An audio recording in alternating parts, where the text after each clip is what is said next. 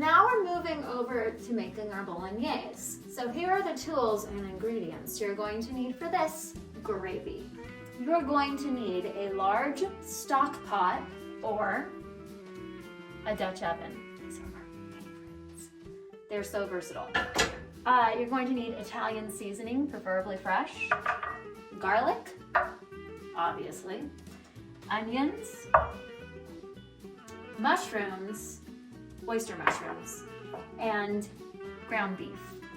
You'll also need canned whole peeled tomatoes. I love this. This is my tool of choice when it comes to breaking up the ground beef and getting it really, really small. So if you can get it, a square wooden spatula or just a regular wooden spoon, pan opener, and a blender, the best one you have. We're just gonna be pulsing, so if you just have a regular blender, that's totally fine too.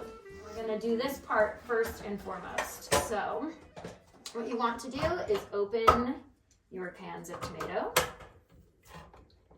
You might be wondering, can I use fresh tomatoes? Of course you can use fresh tomatoes. I only use canned because that's what my grandma used to do.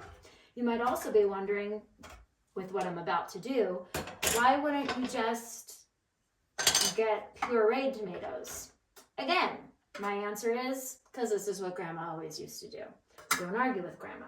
So, this will splash, so make sure you're wearing an apron or clothes you don't care about. I also like to tip to help a little bit. Just gonna pour your tomatoes into the blender. And as I said before, you're just going to do a couple pulses. If you have a Ninja, it's exactly 4 pulses. So turn it on, pulse 1, 2, 3, 4. Puree is good. So we're going to pour our first pureed can into this bowl. And then we're going to repeat it with our second pan.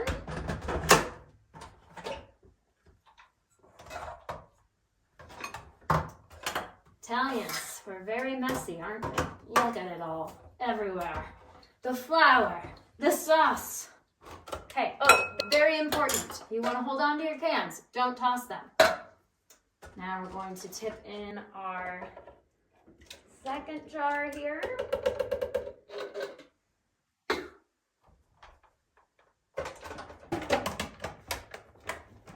Pulse 4 times.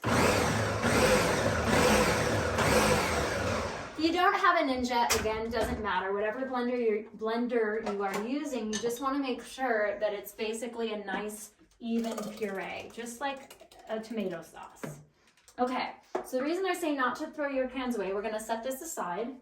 The reason you don't want to throw your cans away is because we're going to run them under a faucet to collect all of this tomato sauce that's still in there. So it creates a nice tomato juice, and we're going to use that as reserve so that as we're cooking our sauce and it reduces, not only are we adding more water, we're adding tomato juice. So we get more flavor every time we do that as opposed to just watering it down.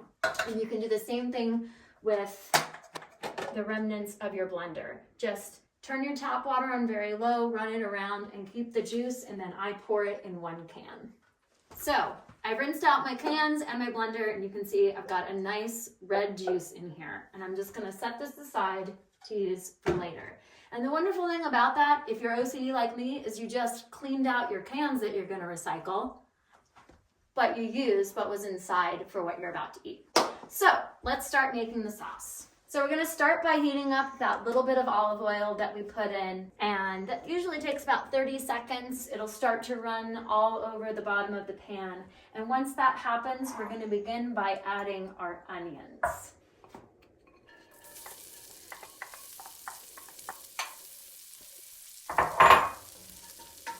We wanna make sure that we coat our onions evenly so that everything gets a little bit of olive oil on it. And we're just gonna cook them on medium-high heat for probably 2 to 3 minutes, just till they get fragrant, soft, and translucent. So once our onions are nice and translucent, we're gonna add the garlic. We're only gonna cook the garlic for an additional 30 seconds. We don't wanna burn it. And again, the reason we have all this stuff prepped is because it moves really fast. We don't want anything to burn. The next step after you add your garlic is you're gonna add your oyster mushrooms. I'm just gonna evenly incorporate all of it into the bottom of our pan here. You wanna cook your mushrooms for about 2 to 3 minutes, just till they become nice and soft. Then we're going to add our meat. Now when you add your meat, you want to concentrate on this motion because you want it to be super small. So every time we're going to stir and we're going to keep doing that. And you're just going to cook the meat till it browns slightly. Again, repeating this motion to get the meat really small. And if you want, when you add it to the pot, you can crumble it with your hands as well, which will help break it up a little bit more before it gets to the bottom of the pot. So once the majority of your meat has browned like this, and you only see a tiny bit of pink left, we're going to add our Italian seasoning.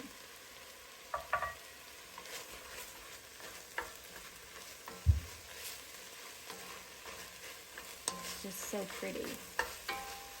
And again, we're going to continue just stirring and chopping.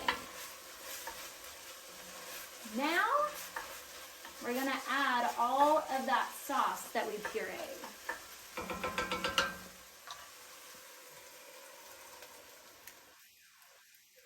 And as the sauce heats up, it's going to get hot enough to continue cooking our beef. So anything that was still pink before we added the sauce will get cooked totally through as you let this just simmer for at least 2 to 3 hours. That is when it tastes the best. You hear about how Italians cook the sauce or the gravy all day. That is why. You want to cook it on low, let all of those flavors and juices marinate. And as your sauce continues to reduce, you're going to add your tomato reserve. I like to add a tiny bit in the beginning, just because this particular sauce has a tendency to take on the texture or consistency of a chili, which some people like, some people don't. I like it, my parents don't. So you can kind of thin it out a little bit just by adding a lot more of that tomato juice water throughout the process for the next 2 to 3 hours. So we are going to let that cook now. And then we will season with salt and pepper in about 30 minutes to an hour, no particular reason, but you can add it right away. I like to add it as I cook so that I can taste how much salt and pepper I want to add based on where my sauce is at the time. So we're gonna go ahead and cover this and lower the heat to a low medium and clean up.